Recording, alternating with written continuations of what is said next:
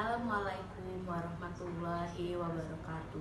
Perkenalkan, nama saya Ayu Anggrani dengan NIM 0903 138182 3116. Mahasiswa sipil 5B 2018. Saya akan menjelaskan tentang materi berikut ini.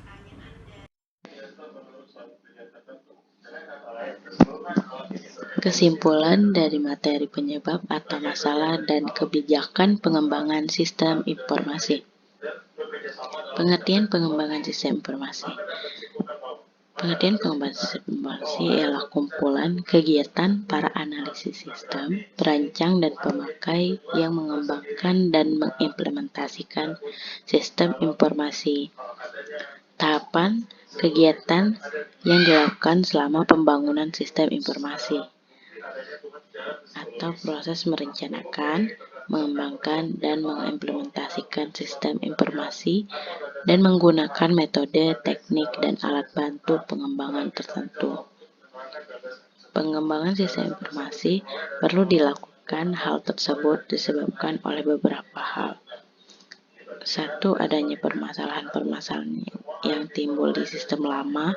Untuk meraih kesempatan-kesempatan, adanya instruksi dari pimpinan atau adanya peraturan pemerintah. Prinsip dasar pengembangan sistem informasi. Prinsip 1. Pemilik dan pengguna sistem harus terlibat dalam pengembangan. Prinsip kedua, gunakan pendekatan pemecahan masalah. Prinsip ketiga, tentukan tahapan pengembangan. Prinsip keempat, tetapkan standar untuk mengembangkan dan dokumentasi yang konsisten. Prinsip kelima, justifikasi sistem sebagai investasi.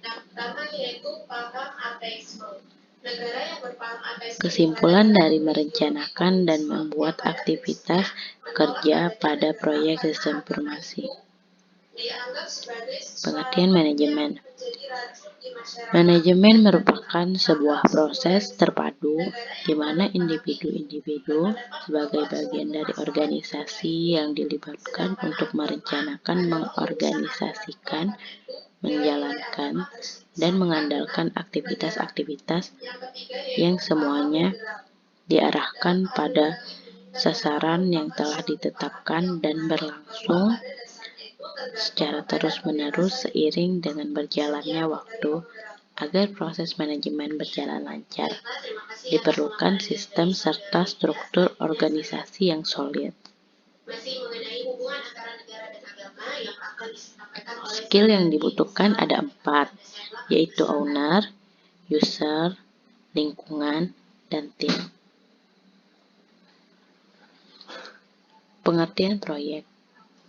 Proyek merupakan suatu tugas yang perlu dirumuskan untuk mencapai sasaran yang dinyatakan secara konkret serta harus diselesaikan dalam suatu periode tertentu dengan menggunakan tenaga manusia dan alat-alat yang terbatas dan begitu kompleks, sehingga dibutuhkan pengelolaan dan kerjasama yang berbeda dari biasa digunakan. Timbulnya suatu proyek antara lain dikarenakan oleh 1. Rencana pemerintah, misalnya proyek pembangunan jalan. 2. Permintaan pasar, misalnya terjadi karena kenaikan permintaan suatu produk dalam jumlah besar, maka dibangun sarana produksi baru. 3. Dari dalam perusahaan yang bersangkutan, misalnya suatu perusahaan akan memperbarui modernisasi perangkat, sistem kerja, sistem informasi yang lama agar mampu bersaing. 4. Dari kegiatan penelitian dan pengembangan dapat dihasilkan produk baru yang banyak manfaat dan peminatnya, sehingga dibangun fasilitas produksinya.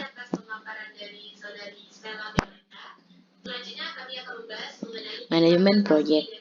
Manajemen proyek merupakan suatu usaha merencanakan, mengorganisasi, mengarahkan, mengkoordinasi, dan mengawasi kegiatan dalam proyek sedemikian rupa, sehingga sesuai dengan jadwal waktu dan anggaran yang telah ditetapkan.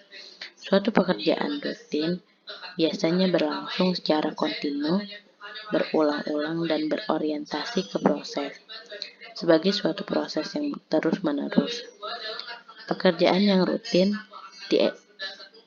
tidak dianggap suatu proyek. Pengelola dalam sebuah proyek disebut sebagai Project Manager atau PM.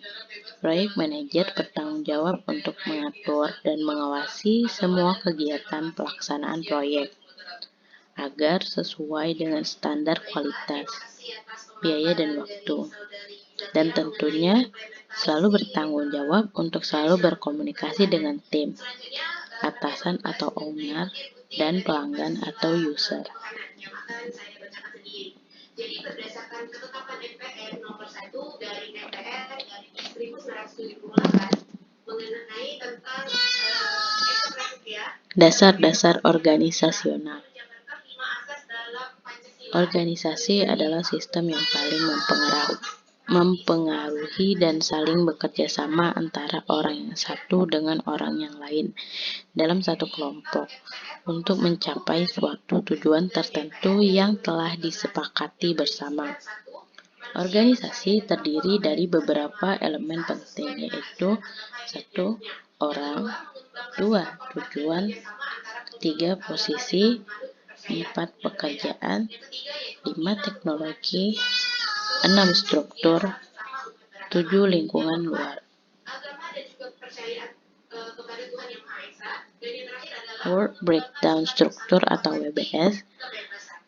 Work Breakdown Struktur atau WBS adalah daftar kegiatan atau target dari ruang lingkup suatu proyek yang terorganisir dengan menggunakan Project Management Tools. Pendekatan umum untuk membuat WBS yaitu 1. Berdasarkan tujuan proyek, 2. Berdasarkan timeline proyek. Apakah saudari Anissa yang berada di ruang guru dan dapat mendengar? Manfaat Work Breakdown Struktur atau WBS adalah 1. Untuk mengurangi kompleksitas, 2. Fasilitas penjadwalan dan pengendalian, 3. Estimasi biaya atau cost estimation, 4. Penyusunan anggaran atau cost budgeting, 5. Perencanaan manajemen risiko atau risk management planning, 6. Identifikasi aktivitas atau activity definition. Kesimpulan dari materi membuat estimasi atau perkiraan anggaran proyek sistem informasi. Estimasi biaya proyek. Pendekatan pokok dalam memperkirakan biaya dilihat dari cara pengumpulan informasi, yaitu 1. Perkiraan biaya secara top down, 2. Perkiraan biaya secara bottom up, 3. Kombinasi top down dan bottom up. Pembengkakan biaya. Penyebab pembengkakan biaya disebabkan oleh 1. Informasi kurang akurat, 2. Perubahan desain, 3. Faktor sosial ekonomi, 4. Jenis kontrak proyek.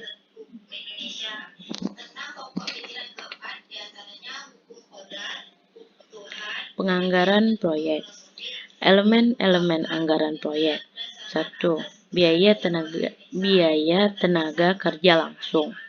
Biaya tenaga kerja langsung adalah biaya kerja yang terlibat langsung dalam pekerjaan proyek. Biaya ini dihitung dengan mengalihkan tingkat upah tenaga kerja pada tingkat kompetensi tertentu dengan jumlah jam tenaga kerja yang dibutuhkan. 2. Biaya tenaga kerja tidak langsung. Biaya tenaga kerja tidak langsung adalah biaya total dari biaya tenaga kerja yang tidak langsung terkait dengan pekerjaan proyek, Termasuk dalam hal ini adalah biaya subkontraktor atau konsultan. 3. Biaya overhead, administrasi, dan umum. Biaya overhead adalah biaya yang tidak terkait langsung dengan pekerjaan proyek, seperti misalnya biaya penyediaan sarana dan prasarana bagi pekerja, sewa bangunan peralatan, asuransi, dan lain-lain. 5. Kategori utama biaya yang berhubungan dengan pengembangan sistem informasi yaitu 1. Biaya pengadaan atau procurement cost, 2. Biaya persiapan operasi atau startup cost, 3. Biaya proyek atau project related cost, 4. Biaya operasi atau ongoing cost, 5. Biaya perawatan atau maintenance cost. Terima kasih. Sekian penjelasan dari saya. Apabila ada penjelasan yang salah, saya mohon maaf. Terima kasih. Wassalamualaikum